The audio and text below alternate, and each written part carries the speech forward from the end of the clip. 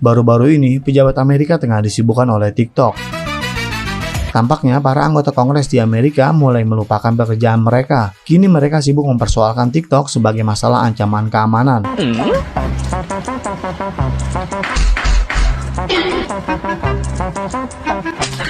Can you say with 100% certainty that TikTok does not use the phone's camera?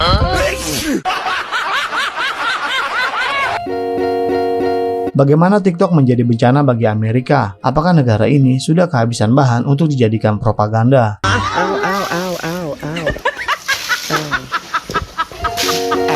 Bahkan presidensi mungkin akan tertawa terbahak-bahak melihat kelucuan mereka.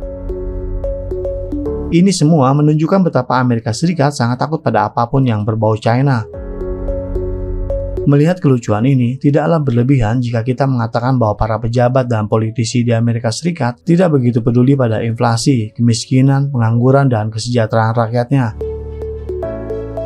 TikTok hanyalah sebuah aplikasi. Mengapa Amerika Serikat begitu takut pada TikTok?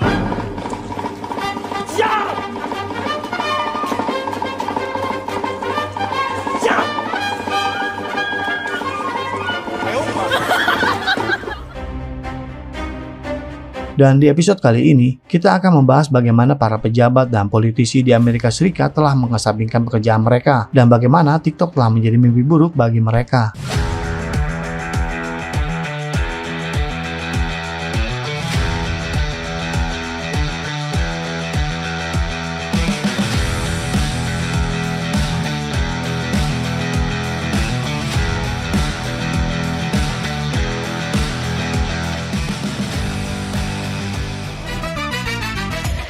Baru-baru ini beredar cuplikan video dari Kongres Amerika Serikat.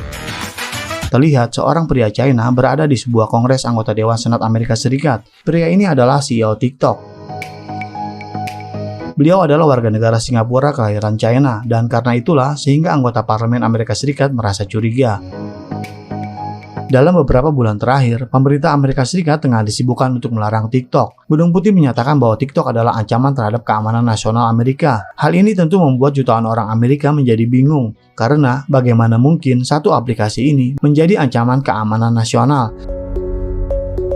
Tidak ada yang tahu pasti jawabannya. Selanjutnya, Gedung Putih menyarankan Kongres untuk mengatasi masalah ini. Dan disinilah para anggota parlemen ini merasa harus melakukan pekerjaan yang heroik. Kita semua pasti akan bertanya-tanya, apakah Presiden Amerika Serikat merasa bahwa meneliti sebuah aplikasi akan lebih baik daripada memprioritaskan penyelesaian konflik Ukraina, atau memikirkan tentang pelanggaran HAM dunia, atau juga dengan masalah kemiskinan di negaranya sendiri. Di sini kita sedang membahas Amerika Serikat di mana publik dibuat merasa terancam oleh isu-isu yang pada hakikatnya akan merugikan integritas pemerintah daripada membuat undang-undang untuk kesejahteraan rakyatnya.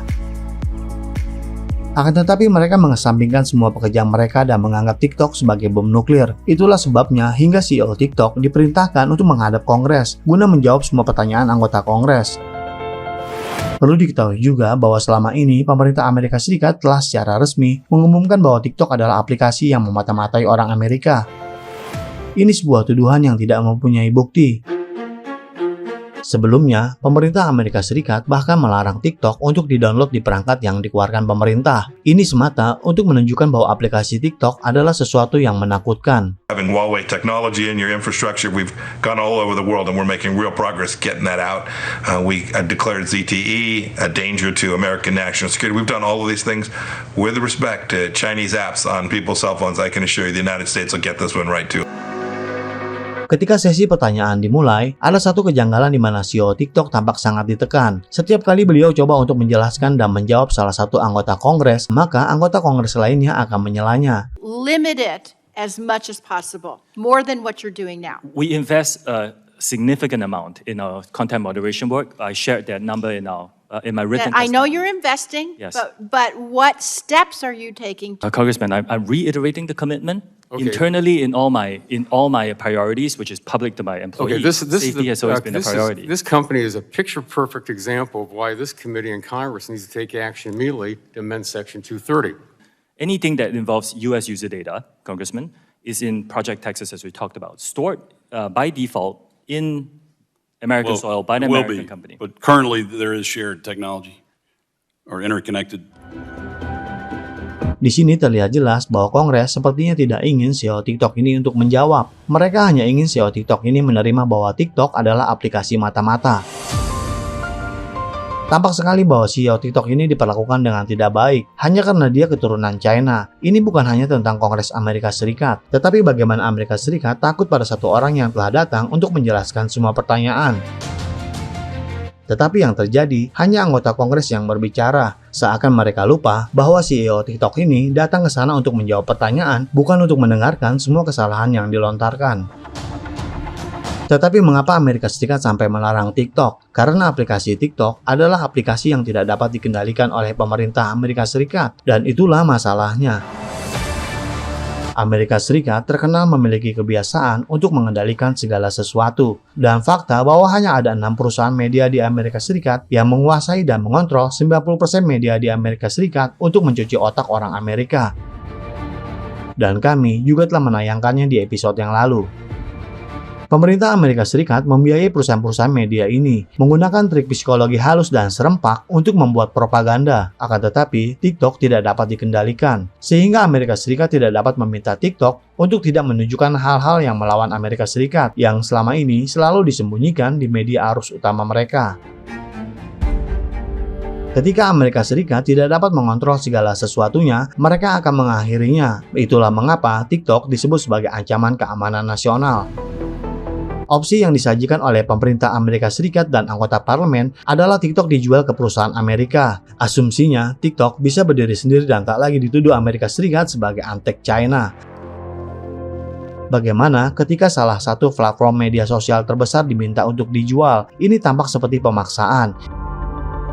Sangat kecil kemungkinan TikTok akan dijual ke perusahaan Amerika. So menyatakan bahwa penjualan TikTok tidak akan membuat Amerika Serikat merasa puas. TikTok sebelumnya sudah berkali-kali membantah tudingan sebagai mata-mata pemerintah China. Untuk soal proteksi data, TikTok juga sudah keluar banyak uang untuk menggodok proyek Texas. Proyek tersebut bahkan mempersilahkan pihak ketiga melihat bagaimana algoritma TikTok untuk bekerja. Transparansi tersebut dilakukan agar Amerika Serikat tak melulu curiga dengan TikTok. Namun nyatanya, Amerika Serikat masih terus-terusan menekan raksasa media sosial tersebut. Amerika Serikat, Kanada, dan Inggris memblokir layanan tersebut dari perangkat sistem dan jaringan pemerintah. Yang coba dilakukan Amerika Serikat adalah memberi kesan bahwa China sedang mengumpulkan informasi dan melanggar privasi jutaan orang Amerika. Walaupun mendapat tekanan dan pemblokiran di beberapa negara, Zhou tetap tidak sepakat untuk menjual TikTok. Amerika Serikat selama ini juga telah melarang situs web asing karena mereka melaporkan kebenaran, terutama kebenaran yang menentang Amerika Serikat dan pemerintahannya. Tidak mengherankan mengapa Amerika Serikat melakukannya dengan menambah rasa ketakutan akan China. Selama beberapa dekade, media Amerika telah mengkondisikan pemahaman orang Amerika tentang China. Ketakutan akan China terjadi di Amerika Serikat karena memang pemerintah Amerika Serikat menginginkan hal ini terjadi. Oleh karena itu, setiap kali pemerintah Amerika ingin orang melepaskan sesuatu yang berhubungan dengan China, mereka melakukan propaganda dan menyebarkan berita palsu. Jadi bagaimana menurut Anda? Apakah dengan memblokir TikTok, Amerika Serikat menunjukkan bahwa Amerika sangat peduli dengan warganya? Silakan berikan komentarnya di kolom komentar kami. Terima kasih dan sampai jumpa di episode berikutnya.